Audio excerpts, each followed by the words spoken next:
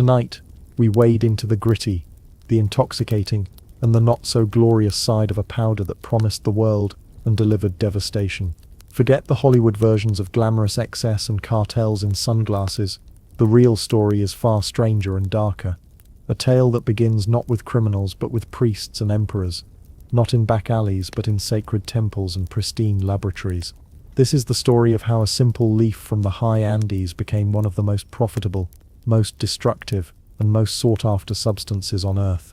A story of how European science unleashed what indigenous wisdom had carefully contained.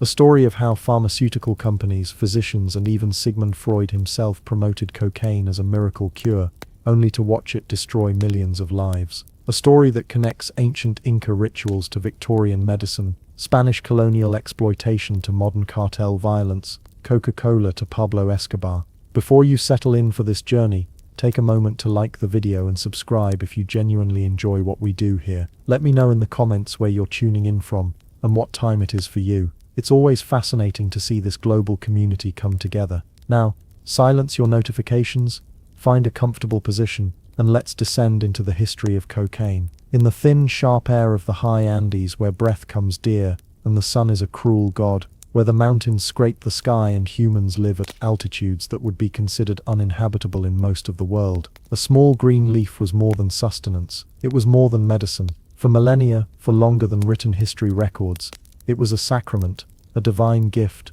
a compact between humanity and the brutal landscape they called home. Before there were empires of gold, before the Spanish galleons scarred the horizon with their terrible sails, before conquest and colonialism, and all the horrors that would follow, there was coca, the divine leaf. The Quechua people called it the plant of the gods, and they were not speaking metaphorically. This was a substance imbued with sacred power, treated with reverence and ritual, never taken lightly or casually, but always with awareness of what it represented, a direct connection to the divine forces that governed their world. The origins of coca use are lost in the deep time of South America, stretching back so far that they blur into legend and myth. Archaeological evidence, fragmentary but compelling, suggests that indigenous peoples were using coca at least 8,000 years ago, possibly longer. Traces of its alkaloid, the active compound that gives the leaf its power, have been found in the hair of mummies excavated from the arid coast of Peru, bodies that were carefully wrapped in fine textiles and buried with reverence. These ancient dead were laid to rest with many things deemed necessary for the journey to the afterlife: food, water, tools, weapons, and invariably, a small pouch called a chuspa, containing a carefully preserved cluster of desiccated coca leaves. This was not a casual habit or a recreational indulgence. This was a ritual compact between humanity and the unforgiving landscape, a recognition that survival in this vertical world required more than ordinary human endurance, that the gods had provided a plant to bridge the gap between human limitation and the demands of life at the roof of the world. The coca plant itself is, ironically, quite unassuming. It is a shrub really, standing perhaps 6 to 8 feet tall at maturity, with bright green oval leaves that catch the light beautifully, small white flowers that are delicate and unremarkable, and red berries that contain seeds for propagation. It is not an impressive plant to look at,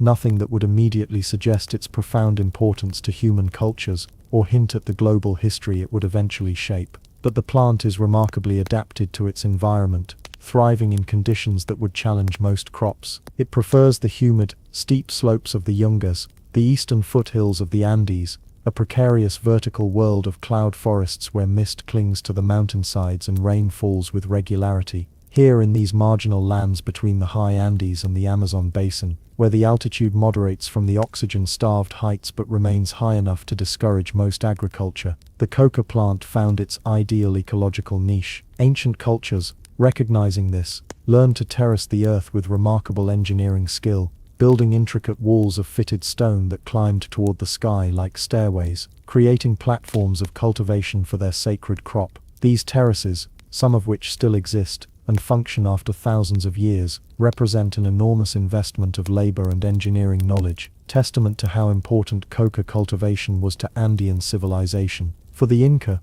the last and greatest of the Andean empires, who at their height in the 15th and early 16th centuries controlled a territory stretching from modern Colombia to central Chile, an area larger than any empire that had existed before in the Americas. This leaf was nothing less than the nexus of their world, the center around which much of their culture and economy revolved. They called it Mama Coca, Mother Coca, treating it as a feminine deity in its own right, a gift from Inti, the sun god, given to soothe the suffering of his children, who struggled to survive in the harsh mountain environment he had assigned them. Inca mythology held that coca had been discovered by divine revelation, shown to humanity by the gods themselves as a mercy, a way to endure the altitude, the cold, the thin air, the relentless physical demands of Andean life. But this gift was not given freely to all, and it was certainly not for everyone to use as they pleased. The Inca state was a marvel of totalitarian logistics, a vast centrally planned empire connected by a sprawling network of stone-paved roads that stretched for over 25,000 miles, an engineering achievement that rivaled Rome's road system, and was accomplished without the wheel, without iron tools, without draft animals. Every aspect of Incan life was organized and controlled by the state, and coca was no exception. Coca was a state-controlled commodity, its cultivation, distribution, and use all carefully regulated by imperial authority. Its use was a jealously guarded privilege, reserved for the Sapa Inca himself, the divine emperor, who was considered the living son of the sun god, for the nobility who governed in his name, for the high priests who mediated between the people and the gods, and for a few other designated classes who required its power for specific state purposes. Common people, the vast majority of the empire's population, were generally forbidden from using coca, except under specific circumstances authorized by the state. This restriction was not arbitrary cruelty, but reflected a deep understanding of the leaf's power, and a desire to maintain social hierarchy and control. Coca was too valuable, too powerful, too important to be treated casually. When the priests sought to commune with the gods, to divine the future, to interpret omens that would guide imperial policy, they would prepare themselves through ritual purification, and then chew a quid of coca leaves, a wad of leaves mixed with alkaline substance like lime or ash, to release the alkaloids, tucked into their cheek, slowly releasing its power over hours. The patterns the leaves made when cast upon a ceremonial cloth after chewing were read as omens, divine messages that guided decisions of state, of war, of life and death. The priest, in his coca-induced state of heightened awareness and altered consciousness, could perceive meanings invisible to ordinary perception, could discern the will of the gods in what seemed like random patterns. When a high-ranking official traveled on state business, journeying along the imperial roads to inspect provinces or carry the emperor's commands to distant regions, he carried a ration of coca as part of his official provisions. This was not a luxury, but a necessity, recognition that maintaining the energy and mental clarity required for imperial administration at high altitude required more than ordinary human capacity. When a laborer was conscripted for the meter, the mandatory public service, that was the empire's primary mechanism for mobilizing labor for state projects, when he was sent to build the temples of Cusco, or the fortresses of Machu Picchu, or to construct the agricultural terraces that fed the empire, he was given a daily measured ration of coca leaves. This was not generosity on the state's part, it was calculated pragmatism. The coca was not for pleasure or recreation, it was fuel, industrial input for the human machines that built the empire's infrastructure. The leaf suppressed the pangs of hunger, allowing workers to labor longer on smaller rations of food, reducing the state's provisioning costs. It dulled the ache of exhaustion, allowing men to work past the point where their bodies would normally collapse, pushing human endurance beyond its natural limits. And crucially, it held at bay the crippling effects of altitude sickness, the nausea, headache, and weakness that afflicted those who lived and worked at extreme elevations where the air held far less oxygen than human physiology was designed to handle. The empire's arteries were its roads, those remarkable stone highways that crossed mountains and deserts, that bridged canyons with suspension bridges and tunneled through rock, and its lifeblood, the system that made rapid communication possible across such vast distances, was the chasqui, the imperial runner. These men, recruited from highland communities accustomed to altitude and trained from youth for this demanding role, were the Inca Internet, a relay system of messengers who could carry a message from Quito in the north to Cusco in the imperial heartland, a distance of over 1,000 miles, in under a week, a speed that would not be matched in the Americas until the arrival of the telegraph centuries later. The Chasquis ran in punishing sprints, covering their assigned sections of road at speeds that seem almost superhuman, racing from one small stone outpost called a tambo to the next, where a fresh runner would take the message and continue the relay. They ran through mountain passes at altitudes exceeding 14,000 feet, where merely walking left most people gasping. They ran in all weather, in rain and snow and blazing sun. They ran carrying vital intelligence, orders from the emperor, news of rebellions or invasions. And their constant companion, their essential tool, was the coca leaf. It gave them the endurance to conquer the mountain passes, to run until their lungs burned and their legs screamed, to deliver the word of the emperor before it grew stale.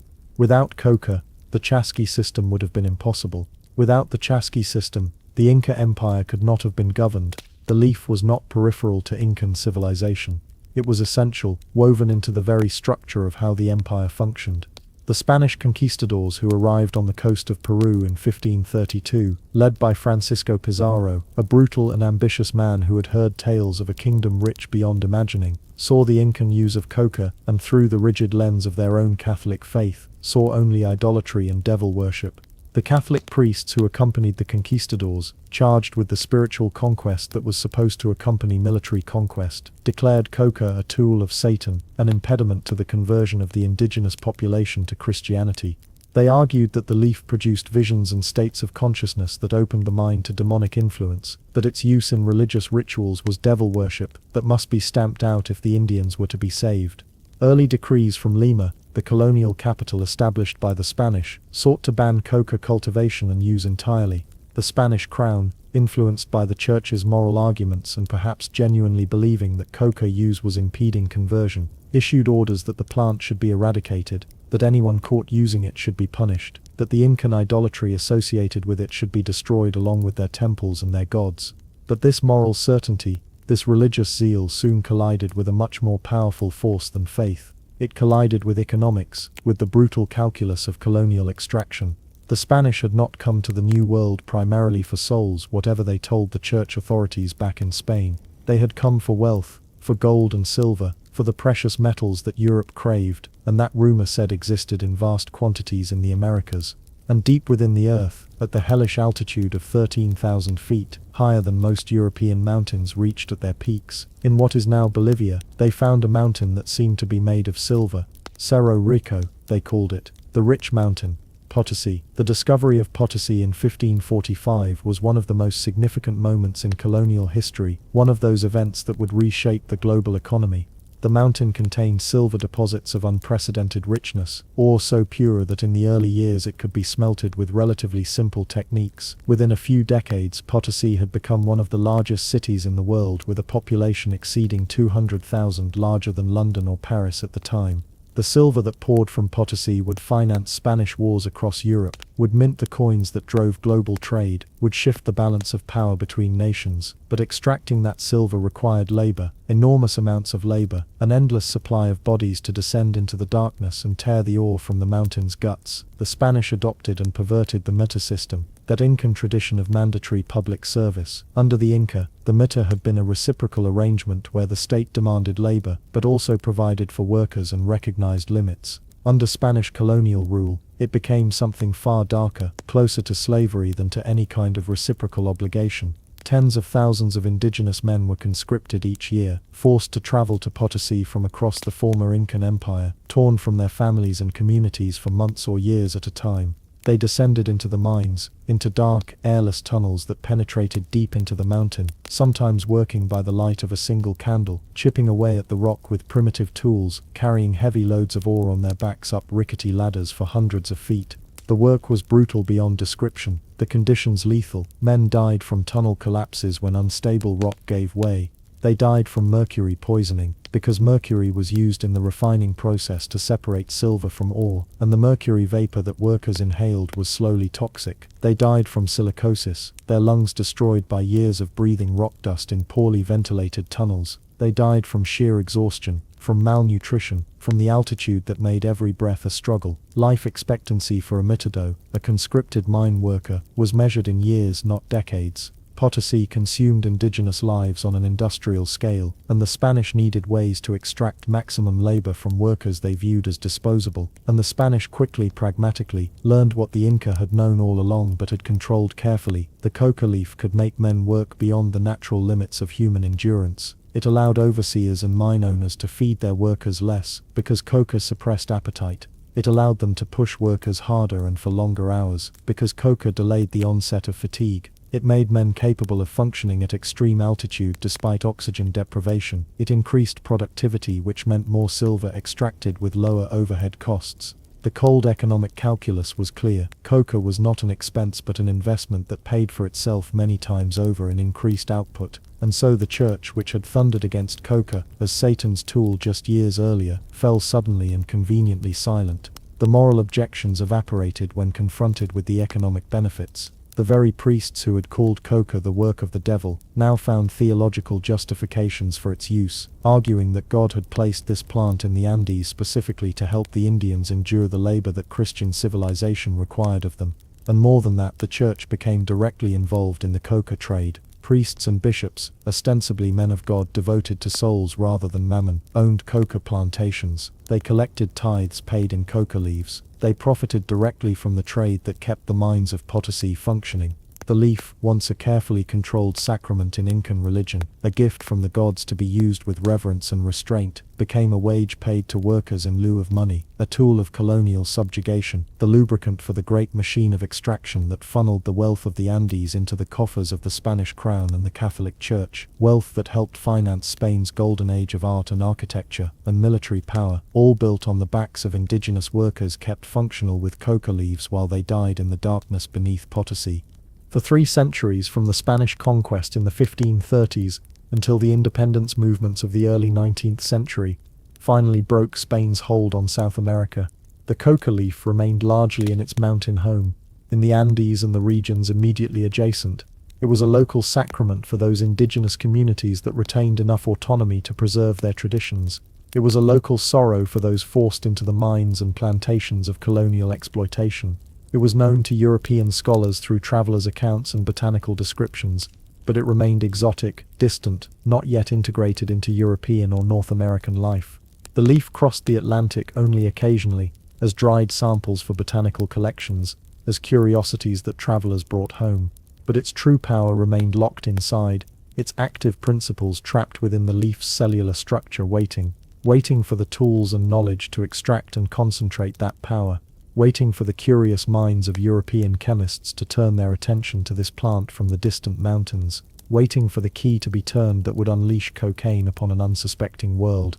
That key was turned not in a temple or a mine, not in the Andes where coca had been known for millennia, but in a laboratory, in the great centers of European science where the 19th century's passion for understanding and cataloging and isolating and purifying was transforming every field of knowledge. The age of the leaf was ending. The age of the alkaloid, the age of cocaine was about to begin, and nothing would ever be the same. As the 19th century dawned, European science was in a fever of discovery, dissecting the natural world with an almost religious fervor, breaking down complex substances into their component parts, cataloging and classifying and isolating with an enthusiasm that bordered on obsession. This was the age of chemistry's triumph, when scientists believed that understanding the world meant reducing it to its fundamental elements, that every mystery could be solved by careful analysis in the laboratory. Botanists and chemists were particularly obsessed with alkaloids, those potent nitrogen-containing compounds found in plants, substances that seemed to hold concentrated power, that could produce dramatic effects on the human body and mind in tiny quantities. They were the active principles, the essential substances responsible for the therapeutic or toxic effects of medicinal plants that had been used for centuries without understanding why they worked. If these active principles could be isolated in pure form, chemists reasoned, medicine could be transformed. No longer would doctors have to rely on crude plant preparations of variable potency. They could administer pure, standardized chemicals in precise doses, turning the art of medicine into a true science. The early successes were stunning and attracted enormous attention. In 1804, as we discussed in our previous documentary on heroin, Friedrich Serturner had isolated morphine from the opium poppy, creating the first pure plant alkaloid ever extracted. The discovery revolutionized pain management and inspired a generation of chemists to search for similar compounds in other medicinal plants. In the 1820s, Pierre-Joseph Pelletier and Joseph Bien-Aimé Caventou isolated quinine from cinchona bark, providing a reliable treatment for malaria that would save millions of lives and enable European colonization of tropical regions that had previously been deadly to outsiders. In 1819, Friedlieb Ferdinand Runge isolated caffeine from coffee beans, explaining why this beverage had such remarkable stimulating properties. Each of these discoveries made the chemist's reputation and often their fortune as pharmaceutical companies rushed to commercialize these pure alkaloids. There was glory to be won in alkaloid chemistry, and there were many plants whose active principles remained unknown. The coca leaf, which had begun arriving in Europe in dried bales, shipped from South America by botanists and traders interested in its rumored properties, was an obvious target for investigation. The first serious attempt came in 1855, when a German chemist named Friedrich Gadik, working at the University of managed to isolate a crude yellowish substance from coca leaves. He called it erythroxylon, after Erythroxylum coca, the plant's botanical name.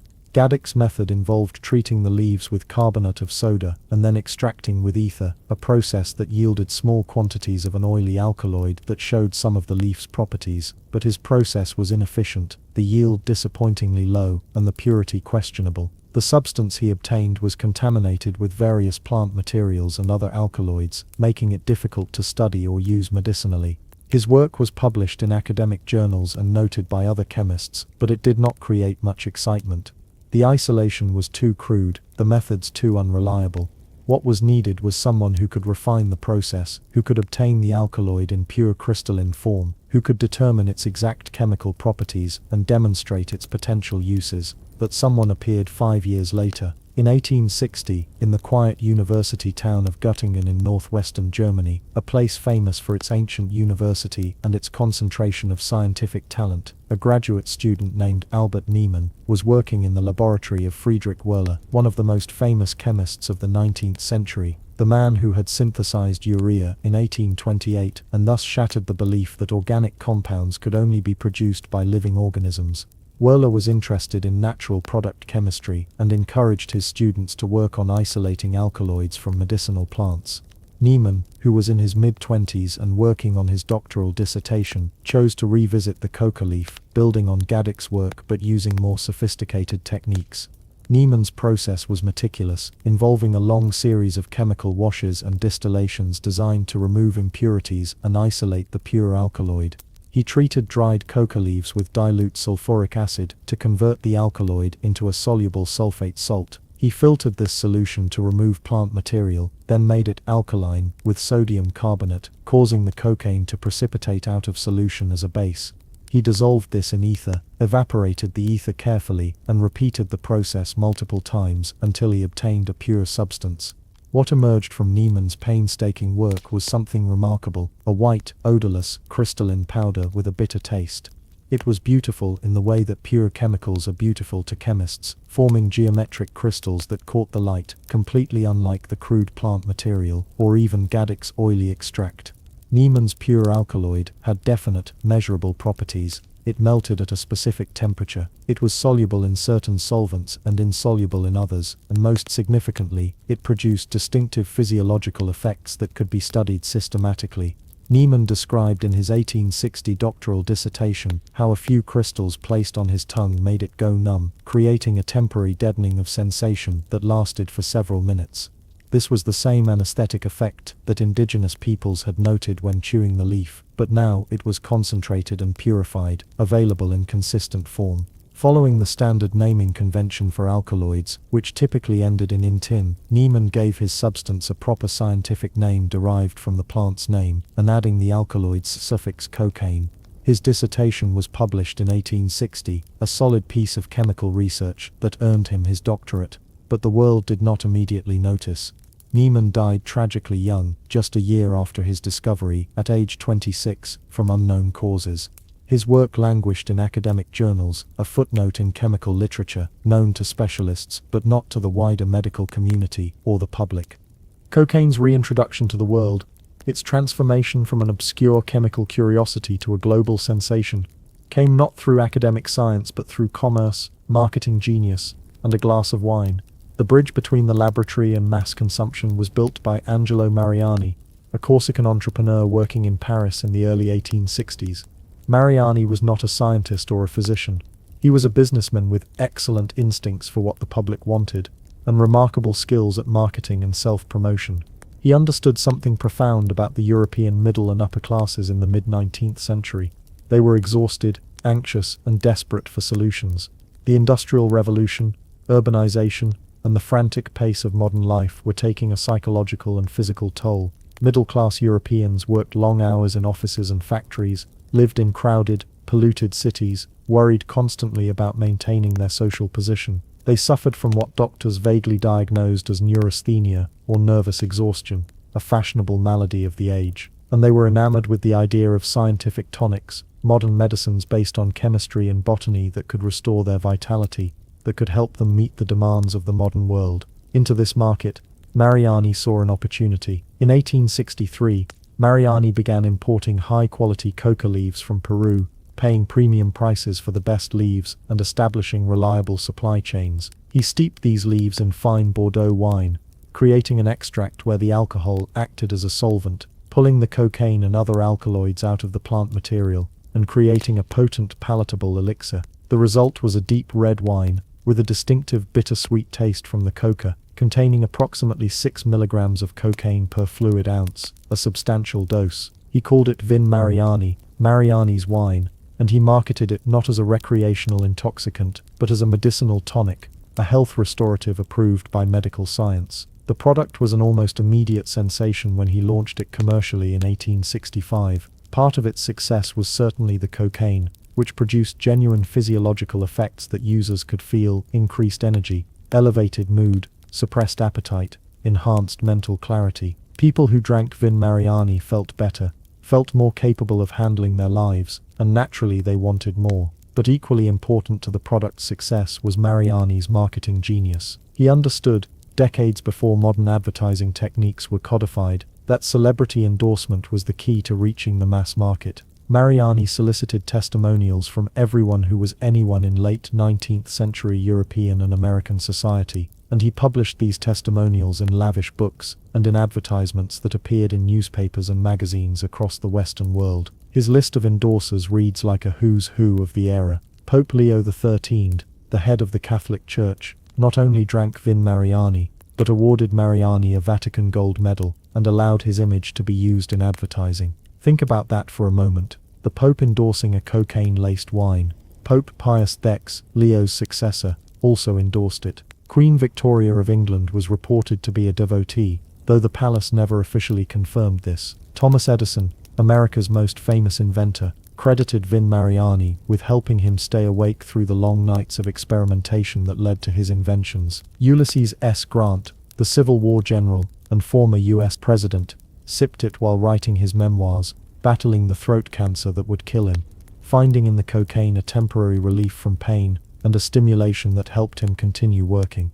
Writers and artists were particular fans. Émile Zola, the great French novelist, wrote testimonials. Jules Verne, author of 20,000 Leagues Under the Sea and Around the World in 80 Days, praised it. Alexandre Dumas, Henrik Ibsen, Arthur Conan Doyle, all penned glowing tributes to this wine that seemed to unlock creative potential. Actors and opera singers claimed it improved their performances. Military officers said it helped soldiers endure hardship. The testimonials went on, and Mariani published them all in elaborate commemorative albums, creating a feedback loop where famous people endorsed the product, which made it more popular, which made more famous people want to be associated with it. Mariani's advertisements were everywhere, in French, English, German, appearing in respectable journals and popular magazines, proclaiming his coca wine as the ultimate cure for fatigue, depression, malaise, neurasthenia, and general weakness. It was marketed to everyone, to tired businessmen,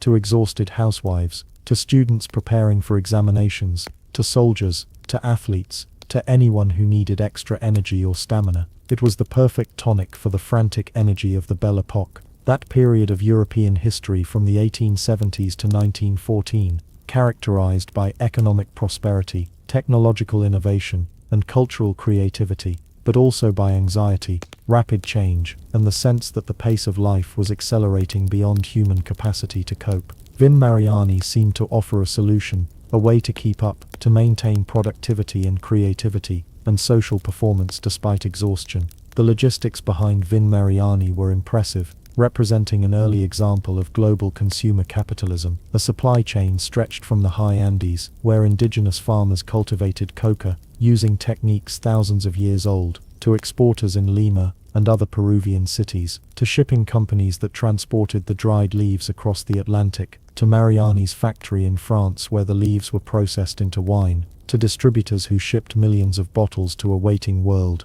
Mariani became wealthy beyond his dreams. His company's annual revenue ran into millions of francs. He lived in a mansion, collected art, hobnobbed with the famous people who endorsed his product, and he had created, though he might not have fully realized it, a mass market for cocaine, the first drug craze of the modern era. America, always eager to improve upon, or at least imitate European successes, soon developed its own coca wine industry. Dozens of American companies began importing coca leaves and producing their own versions of Vin Mariani, sold in pharmacies and through mail order, advertised in newspapers with claims that rivaled or exceeded Mariani's. But the most significant American contribution to coca's history came from Atlanta, Georgia, from a pharmacist who was struggling with his own addiction and who would inadvertently create one of the most recognized brands in human history. John Stith Pemberton was in many ways typical of his time and place, a Southern pharmacist and patent medicine manufacturer, one of thousands of men making a living compounding remedies and selling them to a public that had few medical options and even fewer legal protections against false advertising. But Pemberton carried a burden that set him apart. He was a morphine addict. Like many Confederate veterans of the Civil War, Pemberton had been wounded in combat, taking a saber wound across his chest at the Battle of Columbus in 1865, one of the last engagements of the war. He had been treated with morphine for the pain, as was standard practice, and had become dependent on the drug, a fate shared by tens of thousands of veterans from both sides. His addiction plagued him for the rest of his life, and he was constantly seeking a cure, something that would free him from his dependence on morphine. When Pemberton learned about Vin Mariani, probably through advertisements or through medical journals that were beginning to discuss coca's potential, he saw both a business opportunity and possibly a personal salvation. In the early 1880s, he created his own version, calling it Pemberton's French wine coca. It was essentially an American clone of Vin Mariani, coca leaves steeped in wine, and he marketed it with claims that were extravagant, even by the loose standards of patent medicine advertising. It could cure morphine addiction, he claimed.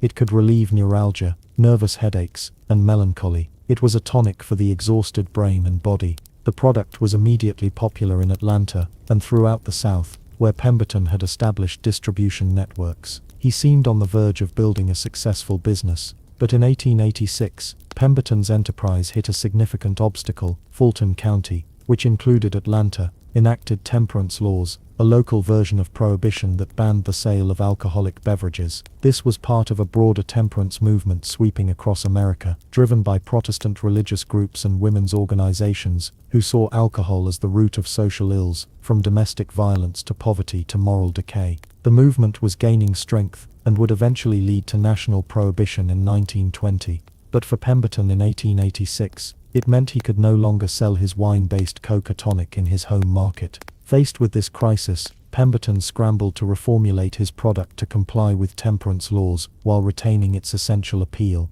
He replaced the wine base with a sugary syrup and carbonated water, creating a soft drink rather than an alcoholic tonic. He added an extract from the cola nut, which was rich in caffeine, providing an additional stimulant boost that would complement the cocaine from the coca leaves. He added various flavorings to create a distinctive taste, including vanilla, cinnamon, and citrus oils. The exact formula was kept secret, and remains secret to this day, though the basic components are known. He kept, crucially, the coca leaf extract, which meant that each serving contained cocaine, in smaller quantities than Vin Mariani, but still present and active. He needed a new name for this temperance-friendly reformulation. His bookkeeper, Frank Mason Robinson, who had a flair for marketing, suggested a name that emphasized the two main exotic ingredients, the coca leaf and the cola nut, Coca-Cola. Robinson also designed the distinctive flowing script logo that remains in use today, one of the most recognizable trademarks in the world. On May 8, 1886, the first glass of Coca-Cola was sold at Jacob's Pharmacy in Atlanta, served from the soda fountain as a medicinal drink, a cure for headaches, nervousness, and exhaustion. The elixir of life was born. Each early glass of Coca-Cola contained approximately 9 milligrams of cocaine, a dose that was pharmacologically active but not overwhelming, enough to produce a noticeable lift in mood and energy without the more intense effects of higher doses. This was of course the central selling point, though the company was careful to frame it in terms of the coca leaf's medicinal properties rather than explicitly emphasizing the cocaine. The advertising claimed that Coca-Cola was an intellectual beverage that would cure your headache and relieve fatigue. It was marketed to the same exhausted middle-class population that bought Vin Mariani, positioning itself as a modern, scientific refreshment appropriate for respectable people. The drink spread slowly at first. Pemberton, plagued by continuing morphine addiction and ill health, sold portions of his company to various partners to raise cash. He died in 1888, just 2 years after creating Coca-Cola, never seeing what his creation would become. The company passed through several hands before being consolidated under the control of Asa Candler, an aggressive businessman who recognized the product's potential and pushed for rapid expansion. Candler spent unprecedented amounts on advertising, planting Coca-Cola signs and advertisements everywhere, distributing free sample coupons, and turning the brand into a household name across the United States by the early 1900s. While entrepreneurs like Mariani and Pemberton were getting the public high and making fortunes doing it, the medical establishment was catching up with cocaine, beginning to take it seriously as a therapeutic agent worthy of careful study. This medical legitimization came largely through the passionate advocacy of one man, a young, ambitious Viennese neurologist who was desperate to make a name for himself, whose early experiments with cocaine would lead to both triumph and tragedy, and whose endorsement would give the drug a scientific credibility it had lacked: Sigmund Freud. In 1884, Freud was 38 years old and professionally frustrated. He was working as a junior researcher at Vienna's General Hospital, earning a small salary, living in his parents' apartment, unable to marry his longtime fiancée Martha Bernays because he could not afford to support a family. He was searching desperately for a discovery that would establish his reputation and improve his financial situation, something that would allow him to escape the laboratory and establish a private practice treating wealthy patients. He had not yet developed the theories of psychoanalysis that would make him one of the most influential thinkers of the 20th century. He was just another struggling young doctor looking for a breakthrough. That breakthrough, he believed, might come from cocaine. Freud had read reports of cocaine's effects in medical journals, including accounts of German military physicians who had experimented with giving cocaine to soldiers during training exercises, and had found that it enhanced endurance and reduced fatigue. Intrigued, Freud obtained a sample of pure cocaine hydrochloride from the pharmaceutical company Merck and began experimenting on himself, keeping careful notes on the effects. His initial experiences were euphoric in every sense. He felt a rush of energy, elevated mood, enhanced mental clarity. His chronic fatigue and mild depression, symptoms that many overworked young physicians experienced, seemed to vanish. He felt capable, confident, brilliant even. He worked longer hours without tiring. His thoughts came more quickly and clearly. He felt he had found something revolutionary, a medication that could treat the nervous exhaustion that plagued modern civilization. He gave cocaine to his fiancée Martha, writing her letters describing how it would make her strong and give her rosy cheeks. He gave it to his friends and colleagues, enthusiastically recommending it for various complaints, and he began writing about cocaine with an enthusiasm that bordered on religious fervor. In July 1884, Freud published his seminal paper Über Coca, on Coca, which appeared in a German medical journal, and was soon translated into English as On the Therapeutic Uses of Coca. The paper was a remarkable document, combining literature review, chemical information, historical background on coca use in South America, and Freud's own enthusiastic observations from self-experimentation. Freud celebrated cocaine in rapturous, almost poetic terms that were unusual for a medical publication. He declared it a miracle drug of wide-ranging utility. He claimed it could cure depression and neurasthenia, those vague but fashionable diagnoses of nervous exhaustion. He said it was a powerful stimulant that induced exhilaration and lasting euphoria, which in no way differs from the normal euphoria of the healthy person. He emphasized that this euphoria came without any of the unpleasant after-effects that follow exhilaration brought about by alcohol. This claim, that cocaine had no negative after-effects, no hangover, no price to be paid for its benefits, would prove to be catastrophically wrong, but at the time Freud genuinely believed it. Most dangerously, and most controversially, Freud promoted cocaine as a treatment for morphine addiction, suggesting that cocaine could cure what was already recognized as a major medical and social problem. Freud's reasoning seemed logical on the surface. Morphine caused dependence and horrible withdrawal symptoms. Cocaine produced energy and euphoria. Therefore, cocaine could substitute for morphine, providing morphine addicts with a new source of pleasure and energy while they withdrew from morphine. And once the morphine withdrawal was complete, the cocaine could simply be stopped. Freud tried this approach with a close friend and colleague, Ernst Fleischl von Marxow, who was addicted to morphine following a painful injury. Freud gave Fleischl large doses of cocaine to help him reduce his morphine use. Initially it seemed to work. Fleischl reported that cocaine helped him resist morphine cravings. But as the experiment continued, a disaster unfolded. Fleischl began taking larger and larger doses of cocaine, developing a severe addiction to this new substance, while never successfully quitting morphine. He suffered from what would later be recognized as cocaine psychosis, experiencing paranoid delusions and hallucinations, believing at one point that insects were crawling under his skin, a classic cocaine hallucination. His physical and mental health deteriorated catastrophically. He died in 1891, destroyed by his addictions to both morphine and cocaine. Freud was devastated by his friend's decline and death, and eventually acknowledged that his promotion of cocaine as a cure for morphine addiction had been a terrible mistake. But by the time he reached this realization, his initial enthusiastic endorsement had already spread through the medical community, inspiring other physicians to prescribe cocaine for addiction treatment with similar disastrous results. Despite the Fleischl tragedy, Freud's Uber-Coca paper had enormous impact on cocaine's medical acceptance. Freud was not yet famous as the father of psychoanalysis,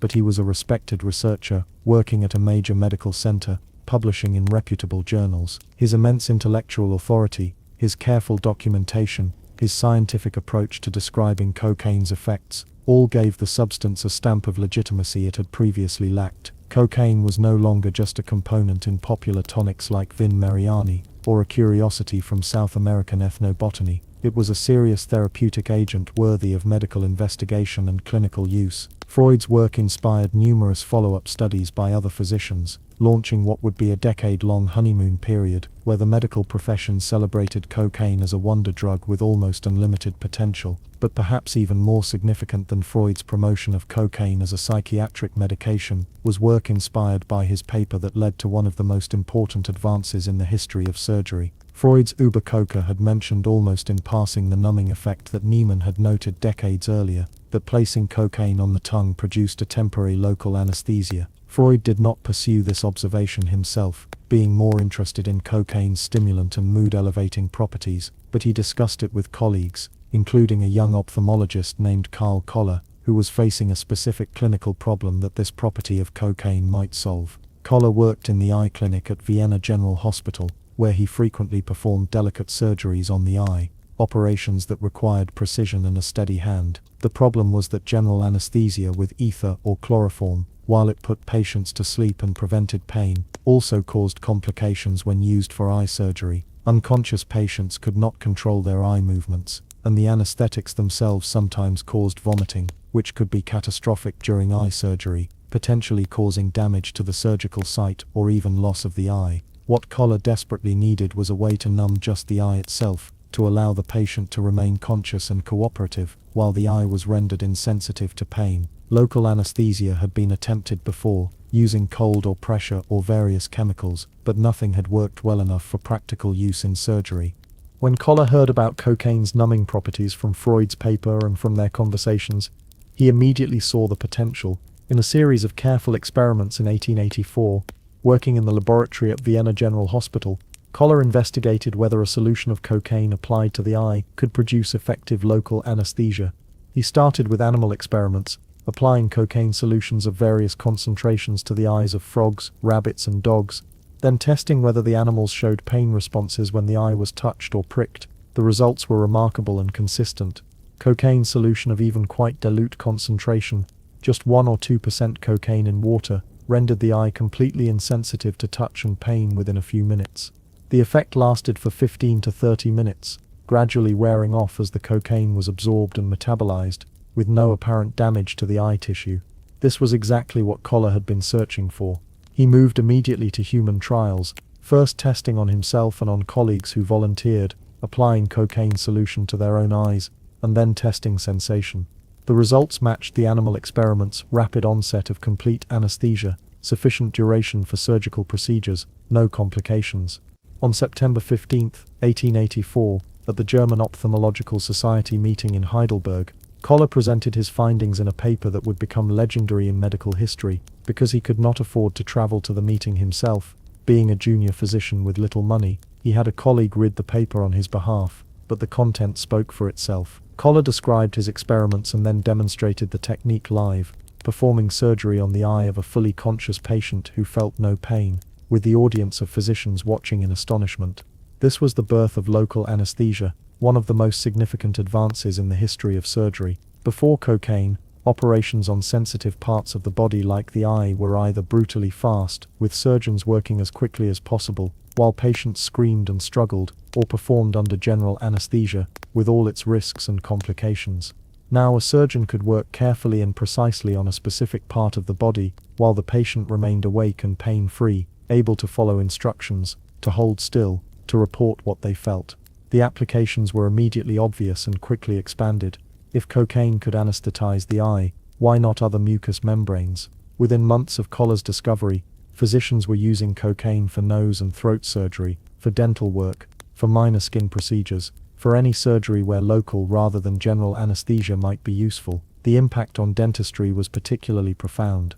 Dental work had been one of the most feared medical procedures, unavoidably painful, requiring either that patients endure agony while the dentist worked, or that they be put under general anesthesia for even routine procedures like extractions or fillings.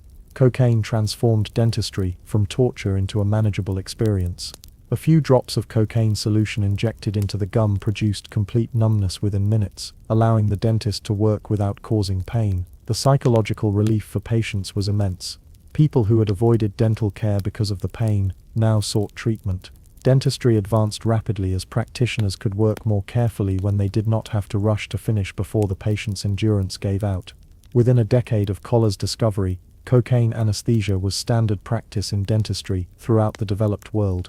The same applied to other minor surgeries, removing small tumors, stitching wounds, lancing abscesses, procedures that had once required either speed and brutality, or risky general anesthesia could now be done with simple local anesthetic. Surgeons could work on conscious patients who could tell them what they felt, providing feedback that made procedures safer and more effective. Koller's discovery genuinely revolutionized surgical medicine, and it was based entirely on cocaine's unique property of blocking nerve transmission when applied to tissue. In the final 2 decades of the 19th century, roughly from 1884 to 1900, cocaine was king. It was the Victorian era's wonder drug, the panacea for the modern age, the substance that seemed to offer solutions to countless problems with no apparent downside. It was everywhere, in every conceivable form, marketed to every demographic, recommended by physicians and consumed by millions, who believed they were simply taking a modern, scientifically validated remedy for the stresses and ailments of daily life. The scale of cocaine production and distribution during this period was remarkable, representing one of the first examples of truly global pharmaceutical commerce. American pharmaceutical companies, particularly Parker Davis and Company of Detroit, Michigan, became major producers and promoters of cocaine products. Parker Davis sold cocaine in an astonishing variety of forms designed for different uses and different consumers.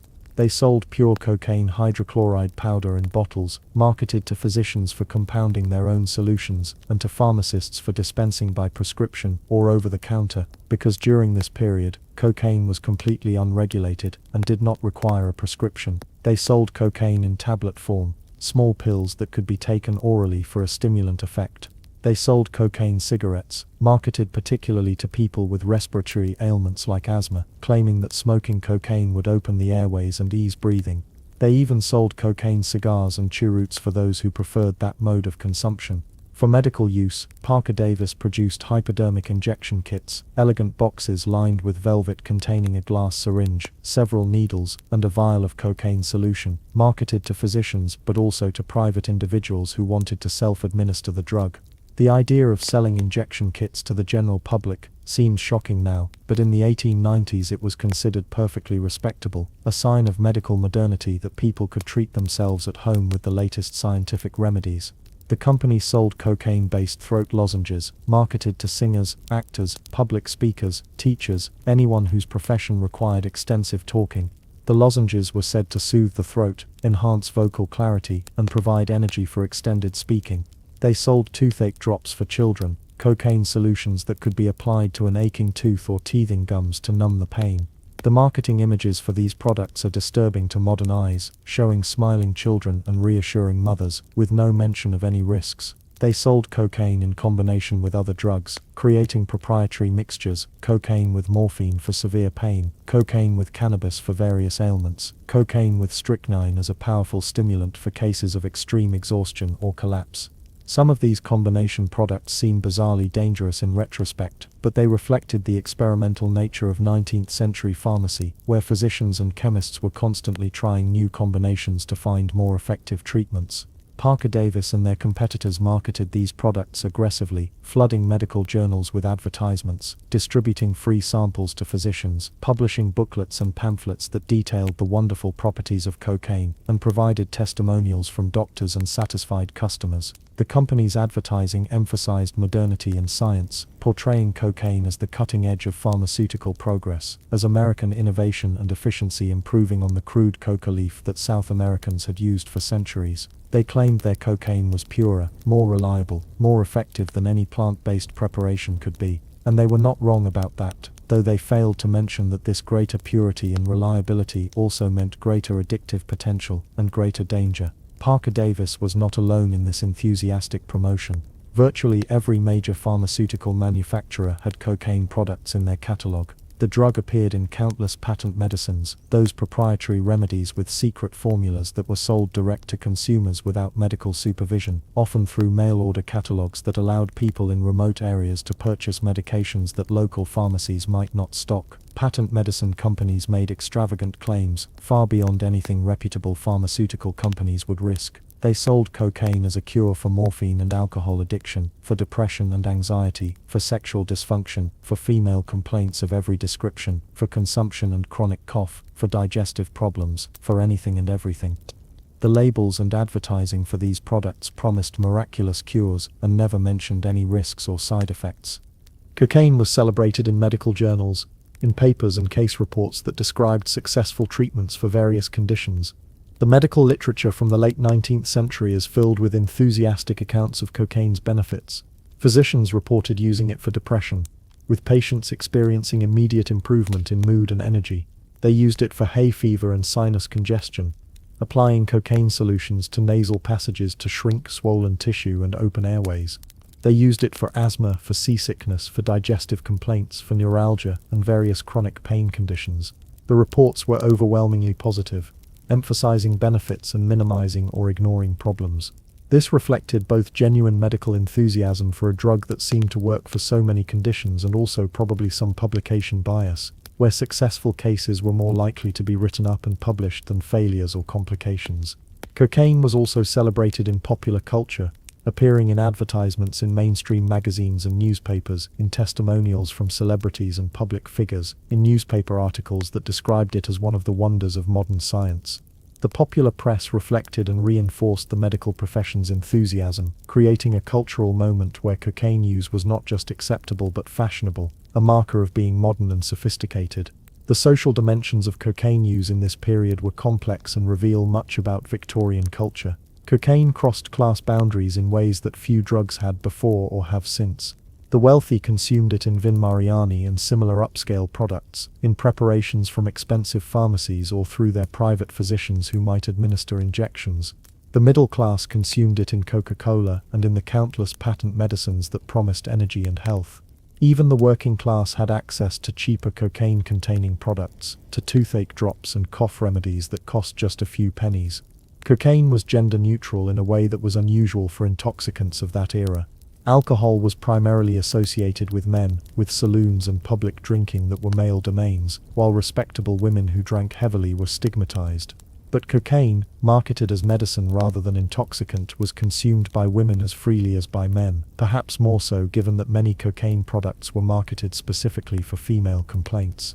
Victorian women, often suffering from the very real stresses of their restricted lives, from the crushing boredom of bourgeois domesticity, from the physical toll of frequent pregnancy and childbirth, found in cocaine a way to cope, to feel energized and capable, to escape their circumstances without actually challenging the social structures that oppressed them. The drug was also age-neutral, given to everyone from infants with teething pain to elderly people suffering from various age-related complaints.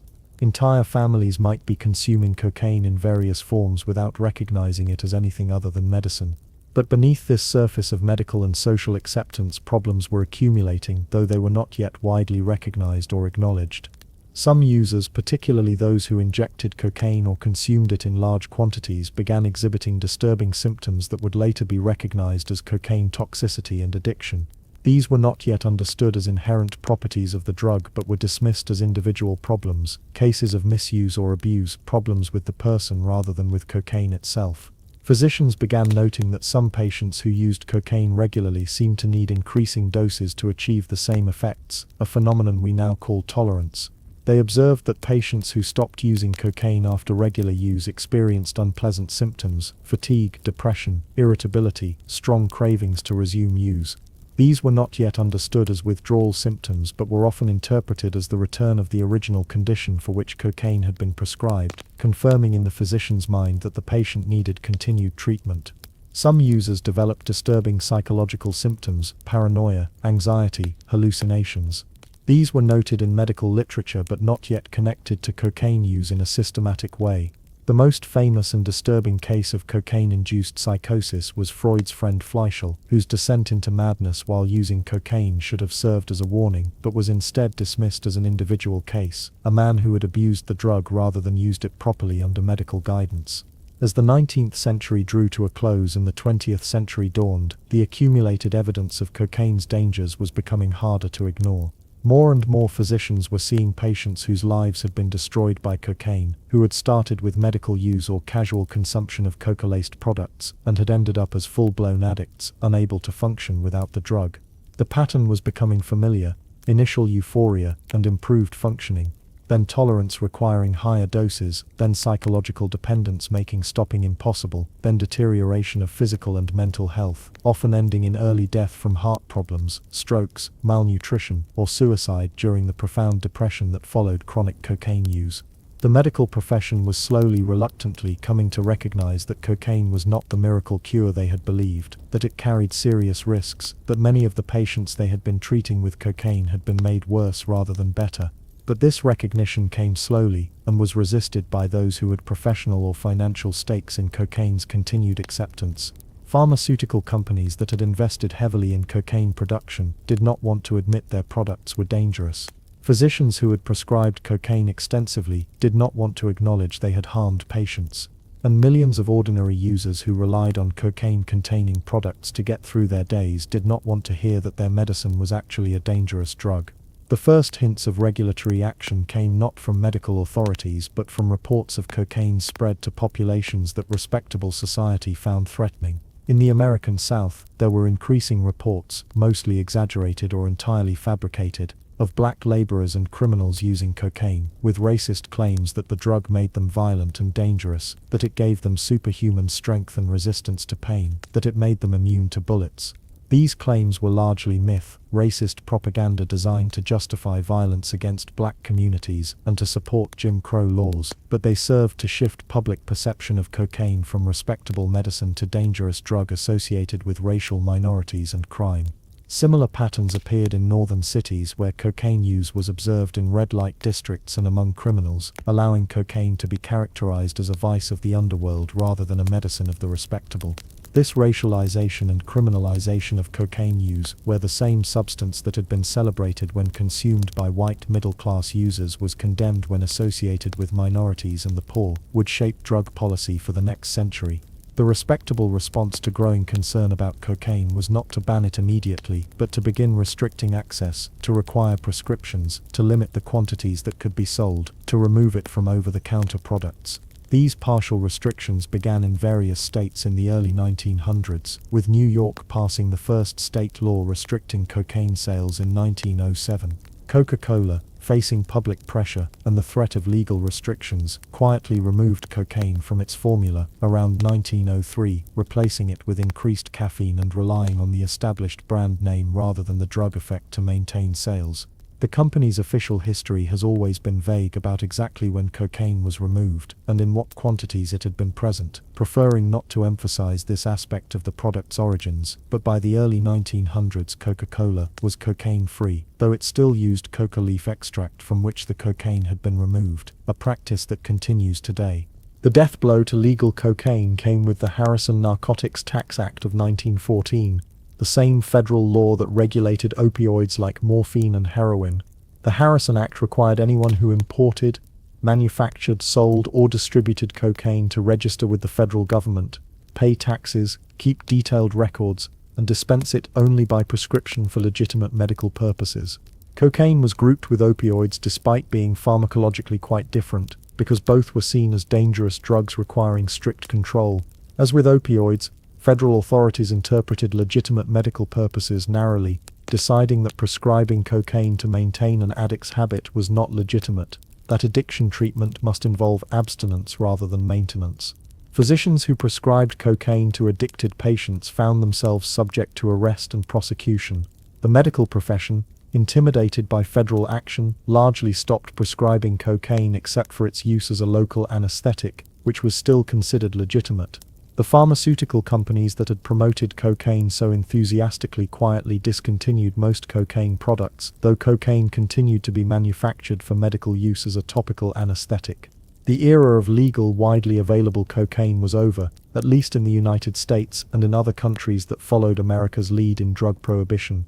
What came next was the transformation of cocaine from legal medicine to illegal drug, the rise of smuggling networks and criminal distribution, the long prohibition era that continues to this day. But that is a story for our next chapter, where we will trace cocaine's path from Andean leaf to Medellin cartel, from Victorian miracle cure to modern drug war disaster, exploring how prohibition created exactly the problems it was supposed to solve and made cocaine more dangerous, more profitable, and more destructive than it ever was when it was legal. The Harrison Act of 1914 and the subsequent criminalization of cocaine did not eliminate the drug or even significantly reduce its use, at least not immediately. What it did accomplish was to transform cocaine from a medical and commercial product, manufactured by legitimate pharmaceutical companies and distributed through legal channels, into a black market commodity controlled by criminal organizations. This transformation, which prohibitionists had not anticipated or intended, set in motion a series of consequences that would shape the 20th century and continue into our own time.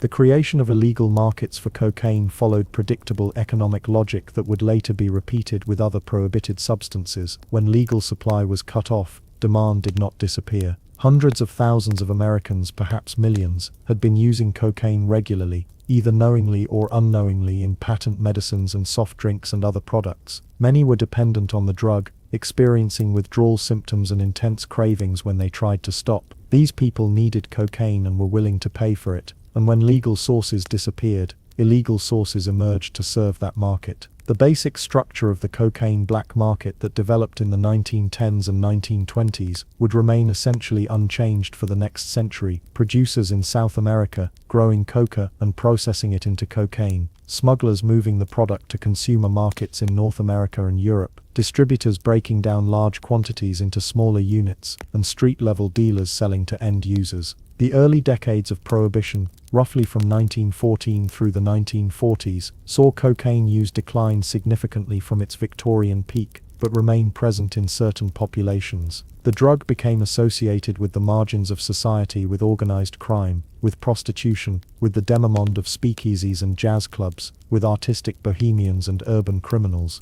During the 1920s and 1930s, cocaine was overshadowed by alcohol as the primary target of American prohibition efforts. The 18th Amendment, ratified in 1919, prohibited the manufacture and sale of alcoholic beverages, creating an enormous illegal market that organized crime rushed to fill. The mobs that became famous during Prohibition, groups like Al Capone's Chicago outfit, focused primarily on bootlegging alcohol because the market was so much larger and more profitable than the market for drugs like cocaine. But many of these organizations also dealt in cocaine and other narcotics as side businesses, using the same smuggling routes and distribution networks they had developed for alcohol. When Prohibition ended in 1933, organized crime did not disappear, but simply shifted focus to other illegal goods, including drugs. The stage was being set for the cocaine epidemics that would emerge later in the century, but in the middle decades of the 20th century, cocaine use remained relatively low, at least compared to what had come before and what would come after. Several factors contributed to cocaine's relative decline during this period.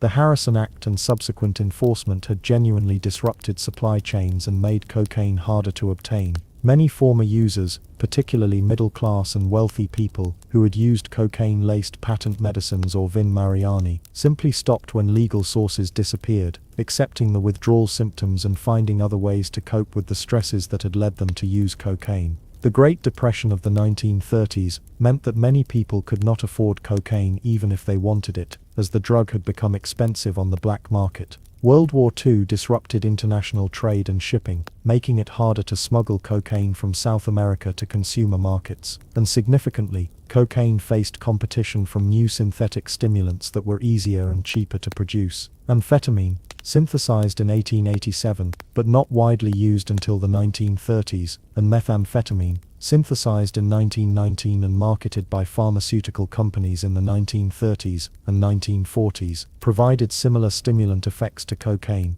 but could be manufactured in clandestine laboratories anywhere, without needing to import coca leaves from South America. These synthetic stimulants became the preferred drugs for many users, and for military forces on both sides of World War II, which issued amphetamines to soldiers to enhance endurance and combat performance.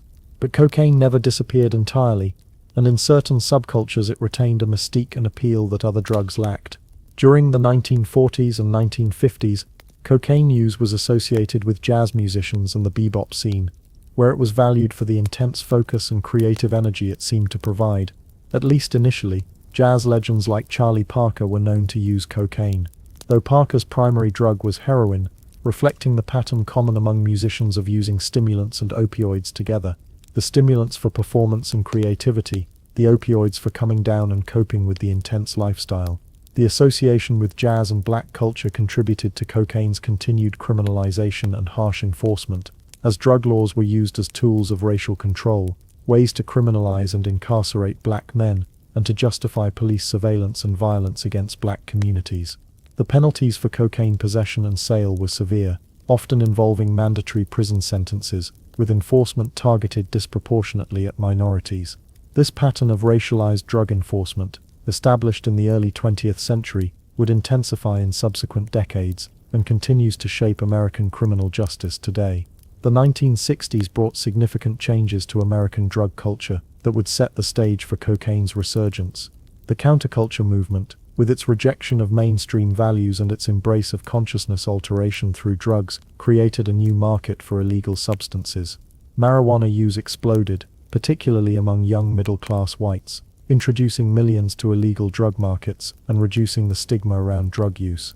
LSD and other psychedelics became associated with the hippie movement and the anti-war movement, with drugs positioned as tools of personal liberation and social rebellion. In this environment, cocaine began a slow comeback, though it remained relatively rare and expensive compared to marijuana or amphetamines. Cocaine was still associated with an older generation of users, with jazz musicians and mobsters, not with the hippie youth culture that preferred marijuana and psychedelics. But that would soon change, as cocaine was rediscovered and rebranded for a new generation in the 1970s, marketed as the drug of success rather than the drug of outsiders and criminals. The 1970s cocaine boom began in earnest around 1974 and accelerated through the rest of the decade, transforming cocaine from a relatively obscure drug used by small subcultures into a mainstream phenomenon that penetrated all levels of American society. Several factors contributed to this explosion. First, supply increased dramatically as Colombian trafficking organizations developed sophisticated production and smuggling operations that could deliver cocaine to the United States in unprecedented quantities. The geography of cocaine production had shifted significantly over the 20th century. In the early 1900s, cocaine was manufactured primarily in Europe and the United States, using coca leaves imported from Peru and Bolivia. But as these countries implemented stricter controls and as international treaties restricted legal coca cultivation, production moved increasingly to clandestine laboratories in South America, closer to where the coca was grown. By the 1970s, Colombia had emerged as the primary location for cocaine production and the center of the trafficking networks that supplied North American and European markets. Colombia's position was partly geographical, with extensive coastlines on both the Caribbean and the Pacific providing numerous smuggling routes, with proximity to both coca-producing regions in Peru and Bolivia, and to consumer markets in the United States. But Colombia's dominance also reflected the rise of highly sophisticated criminal organizations that approached cocaine trafficking as a business, with the same attention to supply chains, quality control, and market development that legitimate corporations used. The most famous of these organizations, though not the only one, was the Medellin cartel, led by Pablo Escobar Gaviria. Escobar, who would become one of the most notorious criminals in history, was born in 1949 in Medellin, Colombia's second-largest city, into a lower-middle-class family. He began his criminal career with petty crimes, stealing tombstones and selling them to smugglers, graduating to car theft and eventually to marijuana smuggling in the early 1970s. But Escobar recognized that cocaine offered far greater profit margins than marijuana. Cocaine was more valuable per unit of weight, meaning that a given quantity was worth many times more than the same weight of marijuana. It was less bulky, making it easier to conceal and transport. The penalties for cocaine trafficking were no worse than for marijuana, but the profits were enormously higher. It was, from a criminal entrepreneur's perspective, a superior product. Escobar began purchasing coca paste from Peru and Bolivia, where coca had been cultivated for millennia, and where poor farmers could be paid very little for their harvest. He established clandestine laboratories in remote areas of Colombia, where the paste could be processed into cocaine hydrochloride, the pure white powder that users preferred. And he developed smuggling routes to move the finished product into the United States, initially using small aircraft that could land on remote airstrips in Florida, later diversifying to include maritime routes, commercial shipping, and countless other methods. What distinguished Escobar and the Medellin cartel from earlier drug traffickers was the scale and sophistication of the operation. At its peak in the late 1980s, the cartel was smuggling multiple tons of cocaine into the United States every week, generating revenues estimated at over $2 billion annually. Escobar became one of the wealthiest men in the world, with a personal fortune estimated at over $30 billion at its peak, though much of this was in cash and assets that could not be easily liquidated. He owned a private zoo, a fleet of vehicles, numerous properties, even a personal army. But he also invested in his community, building housing, schools and sports facilities for the poor in Medellin, cultivating a Robin Hood image that made him popular among many poor Colombians even as he was responsible for enormous violence.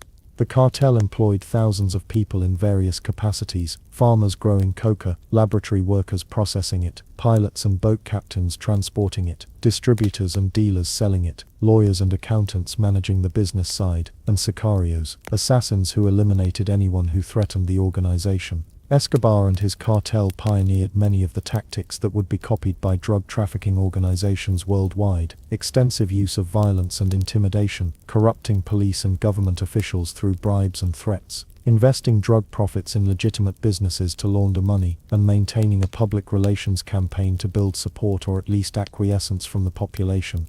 The cocaine that flooded into the United States in the 1970s and 1980s found eager markets.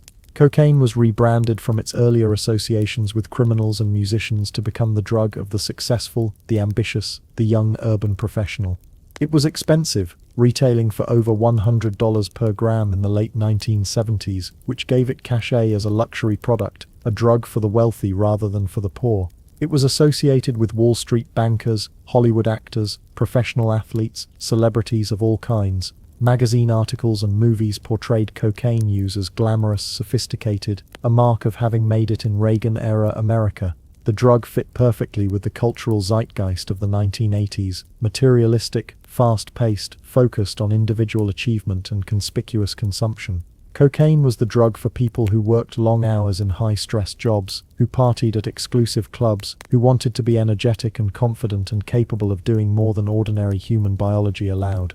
The effects of cocaine, which had been understood since the 19th century but were rediscovered by a new generation, seemed perfectly calibrated for this lifestyle. Cocaine produced an intense euphoria that came on within minutes, a rush of pleasure and confidence that made users feel powerful, intelligent, attractive, and capable. It increased energy and suppressed appetite and need for sleep, allowing users to work or play for extended periods. It enhanced verbal fluency and sociability, making users talkative and outgoing at parties and social events. For people in competitive professions or in the entertainment industry, cocaine seemed like a performance enhancer, a way to gain an edge. But these benefits came with a price that was not immediately apparent but became devastatingly clear with continued use. Cocaine's effects were intense but brief, lasting only 30 minutes to an hour when snorted, the most common method of use among middle-class and wealthy users in the 1970s and 1980s. This short duration meant that users needed to redose frequently to maintain the high, leading to binge patterns where people would use cocaine repeatedly over hours or days until their supply ran out or they collapsed from exhaustion. Cocaine produced tolerance rapidly, with users needing larger and larger doses to achieve the same effects. Most significantly, it produced intense psychological dependence, not through physical withdrawal symptoms like opioids caused, but through powerful cravings and the memory of cocaine's intense pleasure, making users desperate to use again even when they knew rationally that they should stop. Users described cocaine cravings as overwhelming, dominating their thoughts, making it difficult to focus on anything else. The come down from cocaine was unpleasant, characterized by fatigue, depression, irritability, and intense craving for more cocaine, a crash that could only be relieved by more cocaine, or by sleeping, though cocaine often made sleep difficult or impossible. Long-term cocaine use caused serious health problems, cardiovascular damage, including elevated blood pressure, heart attacks, and strokes even in young users, damage to nasal passages and sinuses in those who snorted it, severe weight loss and malnutrition from cocaine's appetite suppressant effects, psychiatric problems including anxiety, paranoia, and psychosis. The psychological toll was equally severe, with chronic users often experiencing depression, anhedonia, the inability to feel pleasure from anything other than cocaine, social isolation as drug use took priority over relationships and responsibilities, financial devastation as the expensive drug consumed all available resources. By the early 1980s, cocaine addiction had become a significant problem among the same affluent population that had embraced the drug in the 1970s, though the problem was often hidden because these users could afford treatment at private facilities and could maintain enough functionality to keep jobs and hide their addiction from all but those closest to them.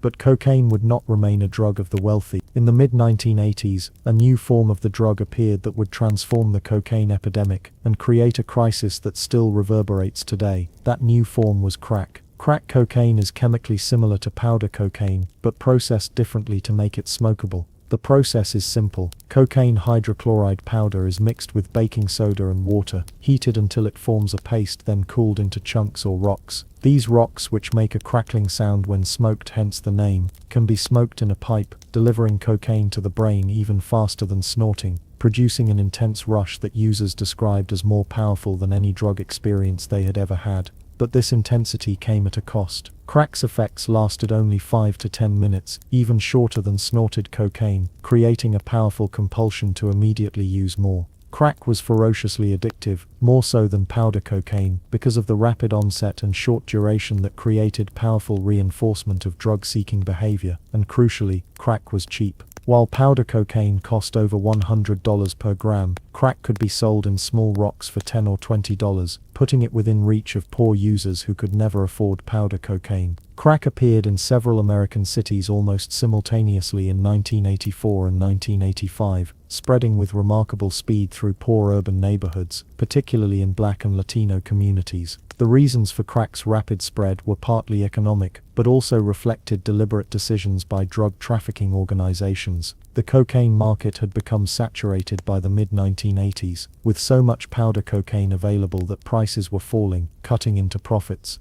converting powder cocaine into crack and marketing it to a new demographic, to poor urban users who had not been part of the powder cocaine market, was a way to expand sales. The crack epidemic that followed was concentrated in poor communities and had devastating effects that were different from the cocaine problems of wealthier users. Crack addiction developed faster and was more severe than powder cocaine addiction. Users would binge for days, smoking crack repeatedly in a desperate attempt to maintain the high, neglecting food, sleep, and all other responsibilities. Crack use during pregnancy was associated with health problems for infants, creating the phenomenon of crack babies that dominated news coverage, though later research suggested that many of the attributed problems were due to poverty, malnutrition, and other factors rather than crack specifically. The drug's low price and intense addictiveness meant that users could fall into addiction quickly, often within weeks of first use, and the brief high meant that maintaining an addiction required frequent purchases, multiple times per day.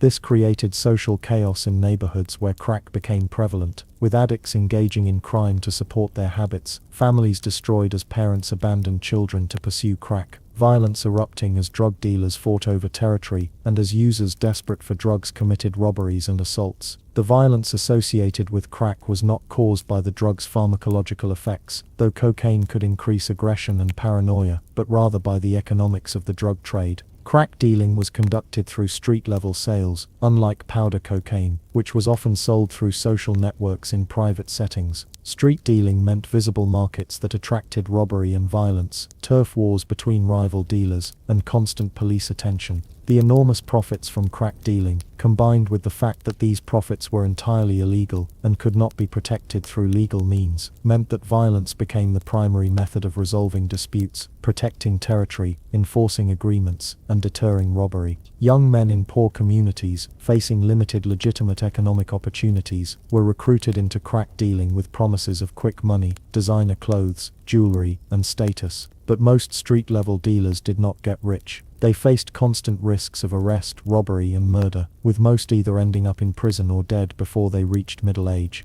The American government's response to the crack epidemic was swift, punitive, and would prove to be catastrophically misguided, creating problems far worse than the drug problem it was intended to solve.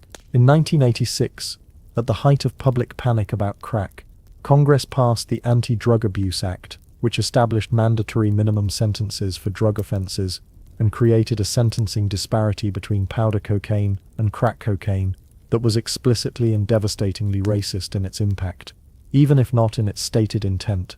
Under the 1986 law, possession of 5 grams of crack cocaine, an amount worth perhaps $100 on the street, triggered the same mandatory 5-year federal prison sentence as possession of 500 grams of powder cocaine, an amount worth $50,000 or more. This 100-to-1 sentencing disparity meant that crack offenses, which were disproportionately committed by poor Black and Latino defendants, were punished 100 times more severely than powder cocaine offenses, which were more commonly associated with white middle-class users. The rationale offered for this disparity was that crack was more dangerous, more addictive, more associated with violence than powder cocaine. But this rationale was scientifically dubious, as crack and powder cocaine are the same drug, just administered differently, and the violence associated with crack was primarily a function of its illegal market structure, rather than its pharmacology. The real effect, and arguably the real purpose, of the sentencing disparity was to enable mass incarceration of black men. Federal and state prosecutors used the mandatory minimums to coerce guilty pleas, threatening defendants with decades in prison if they went to trial and lost, offering shorter sentences in exchange for pleading guilty and cooperating against others. The results were catastrophic for black communities. Between 1986 and 2000, the number of people incarcerated for drug offenses in the United States increased from approximately 40,000 to over 400,000, a tenfold increase in just 14 years. The vast majority of these new prisoners were Black and Latino men from poor urban neighborhoods,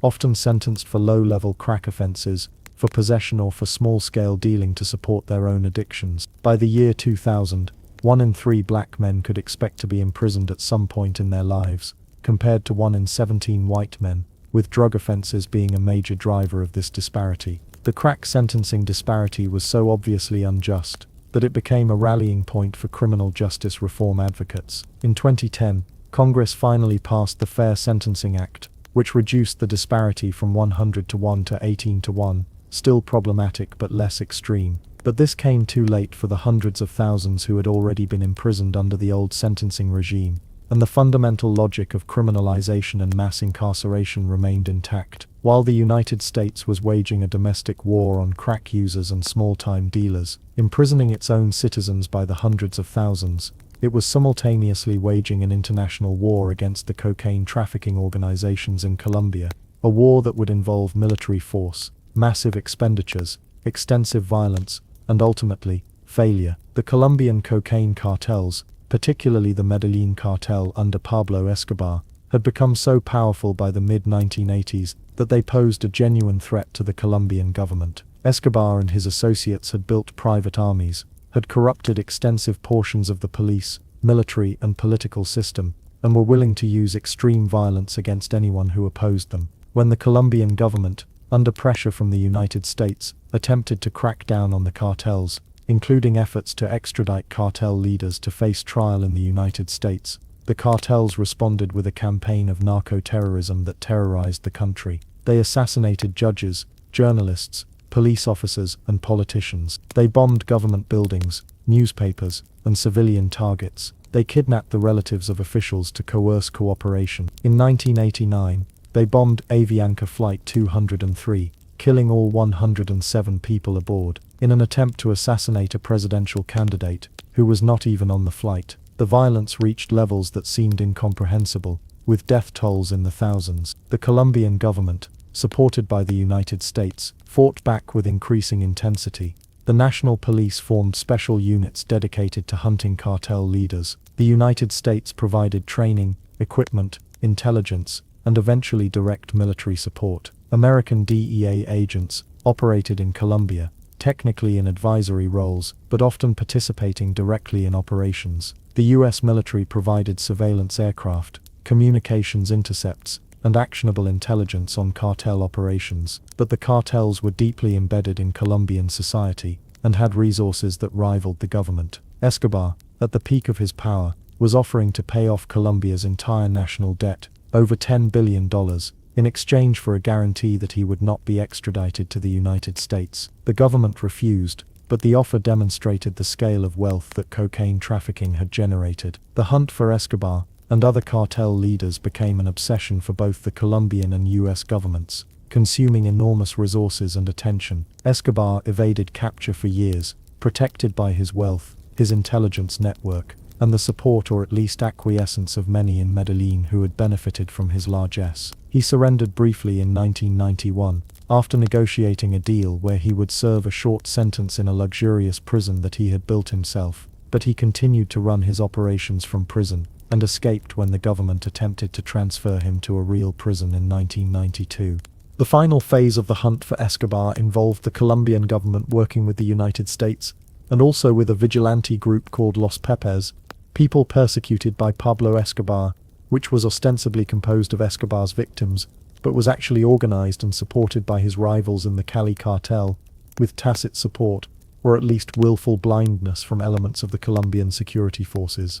Los Pepes waged a brutal campaign against Escobar's organization, killing his associates, bombing his properties, and attacking his family members, creating pressure that eventually led to his downfall.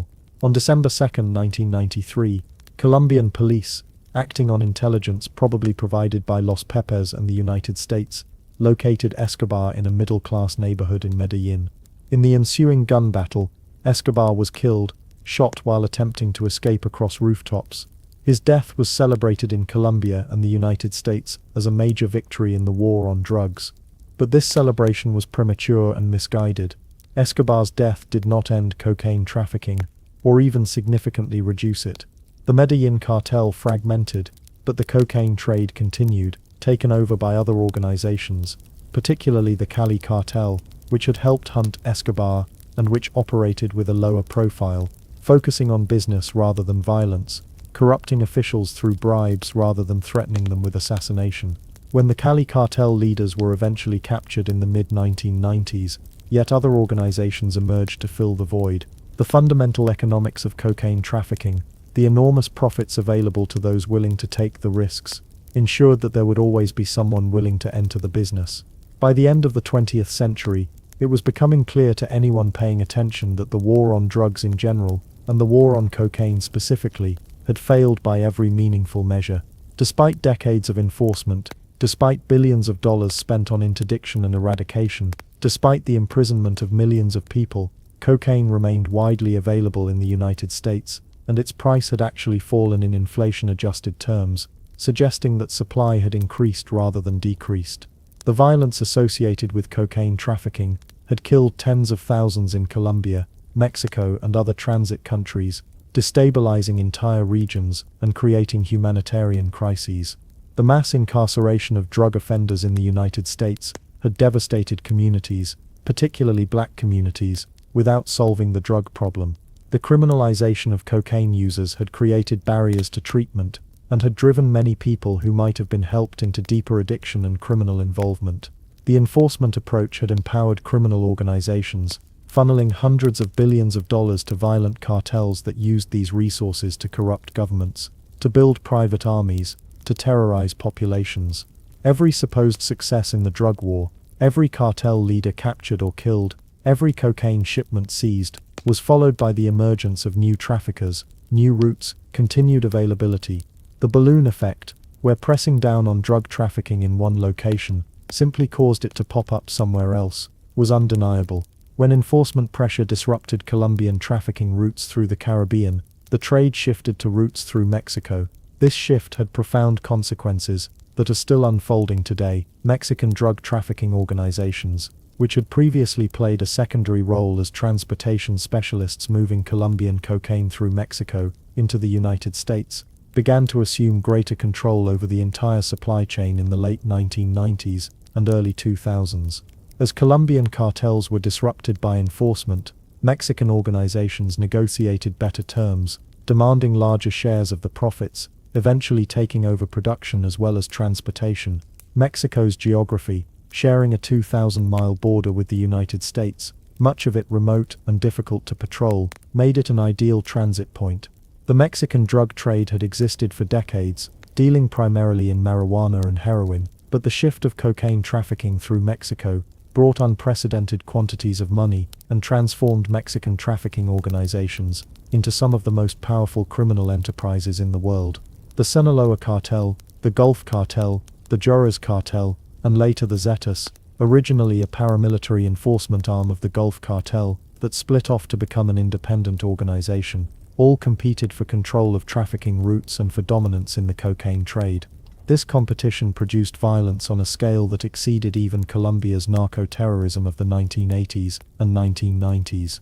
Between 2006 and 2012, during the height of Mexico's drug war, over 60,000 people were killed in drug-related violence. Entire cities became battlegrounds. Journalists who reported on the cartels were murdered. Politicians who opposed the cartels were assassinated. Police forces were infiltrated and corrupted. In some regions, the cartels became the de facto government, collecting taxes, providing services, enforcing their own laws. The Mexican government, with support from the United States, responded with military force, deploying the army to combat the cartels in a strategy that prioritized killing or capturing cartel leaders. This kingpin strategy, which had been used in Colombia against Escobar and the Cali cartel, proved even more disastrous in Mexico. Every time a major cartel leader was killed or captured, his organization would fragment, with lieutenants fighting for control, creating more violence rather than less. The number of distinct trafficking organizations proliferated, from a handful of major cartels in the 1990s to dozens of smaller, more violent groups by the 2010s. And through all this violence, cocaine continued to flow north across the border, in somewhat reduced quantities during periods of intense conflict, but never stopping entirely. The United States, which had pushed Mexico to militarize its drug enforcement, was largely insulated from the violence, though American guns, purchased legally in the United States and smuggled south into Mexico, armed the cartels. American cocaine consumption, the fundamental driver of the entire trade, continued largely unaffected by the carnage in Mexico. The war on drugs had created failed states, militarized borders, mass incarceration, and untold human suffering, without significantly reducing drug use or availability. As the 21st century progressed, cocaine use patterns in the United States shifted in ways that reflected broader changes in American drug culture and that complicated simplistic narratives about the drug war. Cocaine use actually declined from its peak in the 1980s, with the number of regular users dropping significantly by the 2000s. This decline was partly due to cocaine's damaged reputation, as the negative health effects and addiction potential that had been downplayed during the 1970s became undeniable and widely known. The deaths of prominent users, including athletes and entertainers, from cocaine-related heart attacks and overdoses, served as cautionary tales. The crack epidemic had also stigmatized cocaine, associating it with urban blight and social dysfunction, rather than with glamour and success. Younger generations of drug users increasingly preferred other substances, marijuana, which was being progressively legalized and normalized, MDMA and other club drugs popular in rave culture, prescription opioids, which created their own devastating epidemic in the 2000s and 2010s, and eventually synthetic opioids like fentanyl, which would kill more Americans annually than died during the entire Vietnam War. Cocaine did not disappear but became just one option among many in an increasingly diverse illegal drug market. But cocaine remained profitable for trafficking organizations, and production actually increased, with Colombia returning to dominance in coca cultivation, after a brief period where Peru had overtaken it. The Colombian government's coca eradication programs, which involved aerial spraying of herbicides on coca fields and manual eradication of plants, proved ineffective. Farmers would simply clear new land and plant more coca, or they would develop herbicide-resistant coca strains, or they would adopt cultivation techniques that made detection harder. The fundamental problem was economic. Coca cultivation provided income to poor rural farmers that far exceeded what they could earn from legal crops.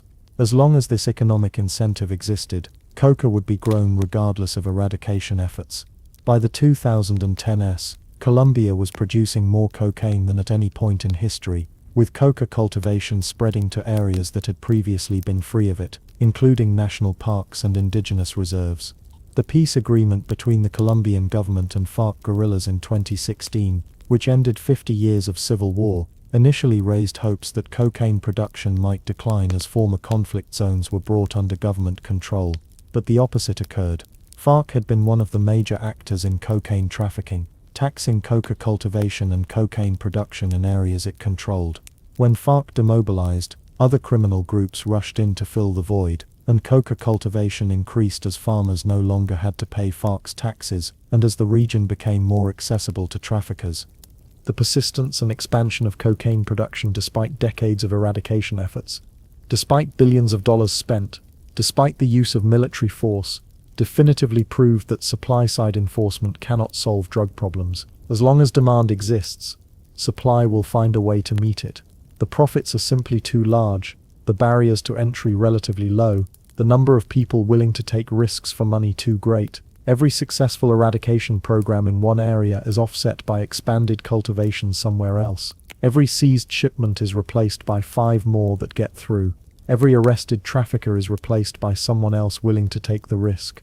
The drug war, judged by its own stated objectives of reducing drug availability and use, has been an abject failure. But it has succeeded remarkably well at other objectives that were perhaps the real goals all along, providing justification for massive law enforcement budgets and expansion of police powers, criminalizing and incarcerating minority populations, serving as a tool of U.S. intervention in Latin America, and maintaining the social order by punishing those at the margins while largely ignoring drug use among the wealthy and powerful. The war on drugs, viewed through this cynical but arguably accurate lens, has been a tremendous success at maintaining class and racial hierarchies while failing utterly at protecting public health. The question that emerges from this long tragic history is what alternative approaches might work better. A growing number of researchers, policymakers, and even some law enforcement officials have concluded that cocaine, like other drugs, should be treated primarily as a public health issue rather than a criminal justice issue.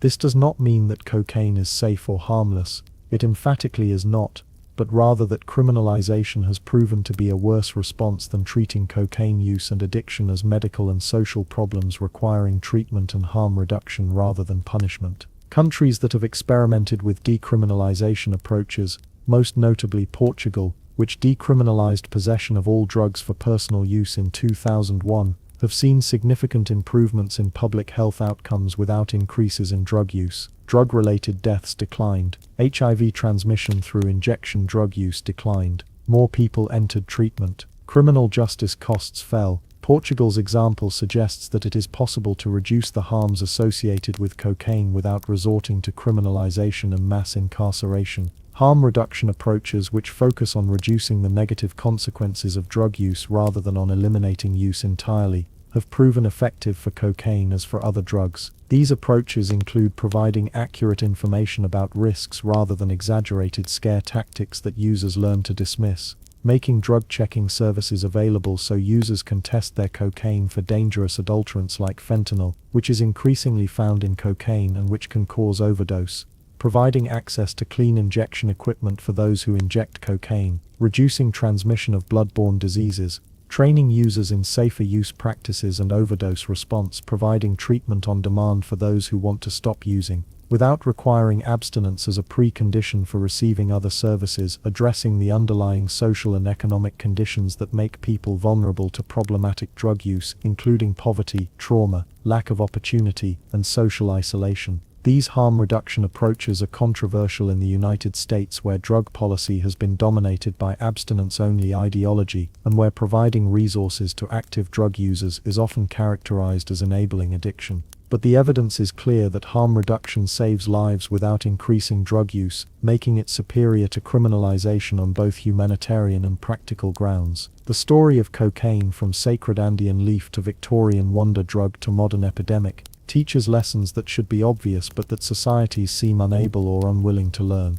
The first lesson is that there are no easy solutions to drug problems, no simple interventions that will make drugs disappear or eliminate the human desire to alter consciousness. Prohibition has failed, as it always fails, creating black markets and violence while failing to significantly reduce drug use. But legalization is not a panacea either, as it can lead to increased use and commercialization that prioritizes profits over health, as we have seen with legal drugs like alcohol and tobacco. What works is a middle path that treats drugs as a complex public health challenge requiring multiple approaches, reducing demand through education and by addressing root causes of problematic drug use, reducing supply where possible through international cooperation and alternative development programs that provide economic alternatives to drug production, reducing harm through honest education, treatment access, and harm reduction services that protect health even when abstinence is not achieved, and using criminal justice interventions selectively and humanely, focusing on violent traffickers rather than users and low-level dealers, and always prioritizing treatment over incarceration for those with addiction.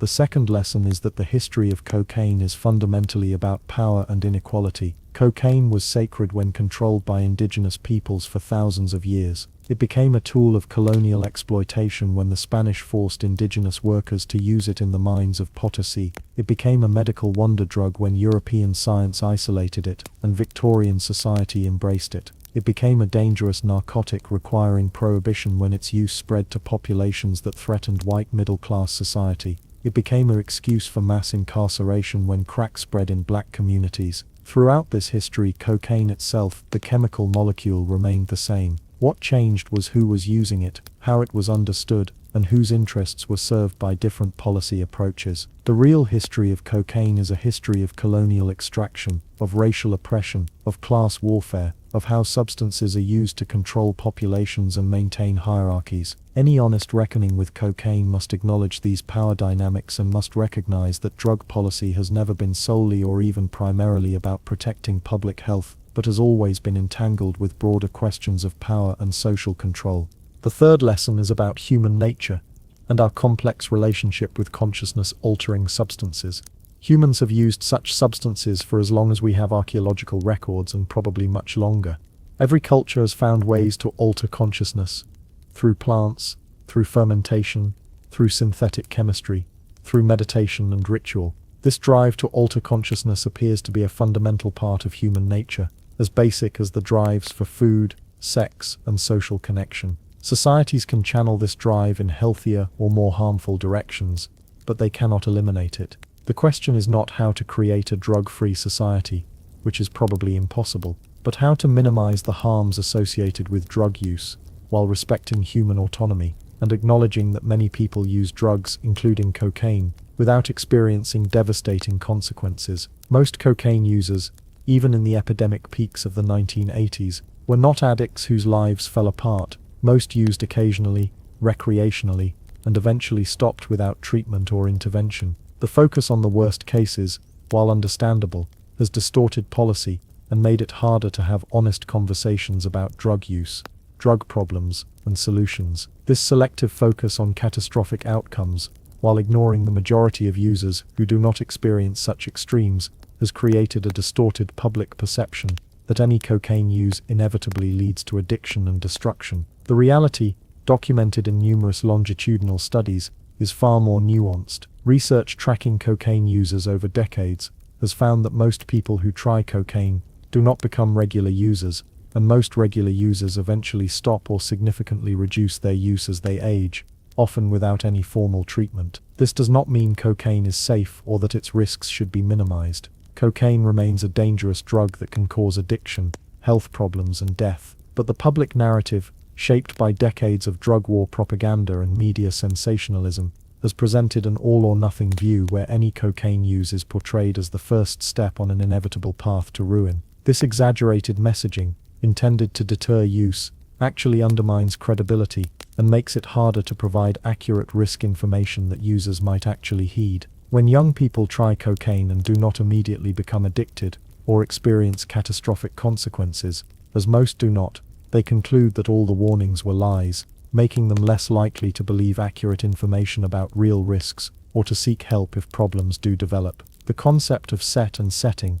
well established in drug research, helps explain why cocaine experiences and outcomes vary so dramatically between users. Set refers to the mindset, expectations, and psychological state of the user. Setting refers to the physical and social environment in which use occurs. The same dose of cocaine consumed by the same person will produce different effects and different risks depending on these factors. Cocaine used occasionally at social events by a financially stable person with strong social supports, good mental health, and no family history of addiction carries very different risks than the same drug used daily by someone who is homeless, traumatized, socially isolated, and using to self-medicate untreated mental illness. Both are using the same chemical, but the outcomes will likely be vastly different. Drug policy and public health messaging that treats all cocaine use as identical, that does not acknowledge these contextual factors, will inevitably fail because it does not correspond to the lived reality of most users. Effective approaches must be nuanced enough to distinguish between different patterns of use, different risk levels, different populations, and different needs. The one-size-fits-all approach of prohibition and zero tolerance has proven inadequate for this complex reality. The failure to distinguish between drug use and drug abuse, between occasional recreational use and chronic problematic dependence, has been one of the most damaging aspects of drug war ideology. These are not the same phenomena, do not have the same causes, do not require the same responses, yet policy has treated them identically, criminalizing all use regardless of context or consequences. This conflation has meant that resources that should go to people with serious drug problems instead go to criminalizing and punishing people whose drug use causes no significant harm. It has meant that society's response to drug problems has been grotesquely misallocated, spending billions on arresting casual users, while leaving people with severe addictions without access to treatment. The question we should be asking is not how do we eliminate all cocaine use, which is almost certainly impossible, and which has failed despite a century of trying, but rather, how do we reduce the harms associated with cocaine use, for users and for society? This harm reduction question leads to very different policy approaches than the prohibitionist question of how to eliminate use entirely. What would rational, evidence-based cocaine policy look like if we abandoned the failed prohibition model and approached the problem pragmatically? First, it would acknowledge that some level of cocaine use will continue regardless of legal status, and would focus on minimizing harms rather than on the impossible goal of eliminating all use. Second, it would distinguish clearly between different patterns of use, and would target interventions appropriately. Occasional recreational users, who experience no significant problems, do not need intervention beyond accurate information about risks. Regular users who are beginning to experience problems need access to early intervention and treatment before their use becomes severely problematic. People with severe cocaine dependence need intensive treatment and support services. Traffickers who use violence need prosecution, but users and low-level dealers need health and social services,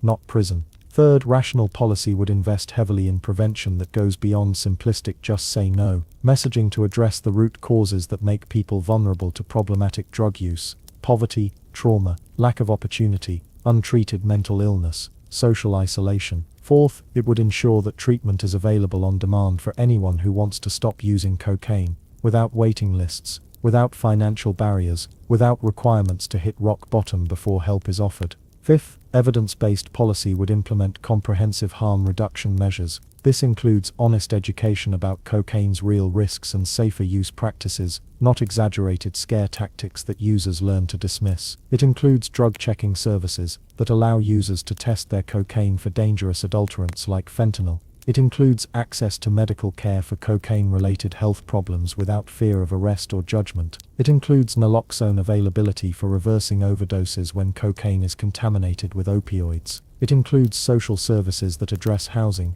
employment, and other practical needs that, when unmet, make recovery from problematic use nearly impossible. Sixth, rational policy would decriminalize personal possession of cocaine, removing criminal penalties for users while maintaining some regulatory framework. This does not mean legalization or commercial sale, but it does mean ending the practice of arresting and imprisoning people for possessing small amounts for personal use. The resources currently spent on criminalizing users would be redirected to treatment and prevention. The enormous harms created by criminalization, including criminal records that create lifetime barriers to employment and housing, would be eliminated. The regulatory question of how to control cocaine supply is more difficult and more controversial. Some reformers advocate full legalization with government regulation similar to alcohol or tobacco. Others favor maintaining prohibition of supply while decriminalizing possession, creating a model where using cocaine is not criminal, but selling it remains illegal. Still others propose various middle paths,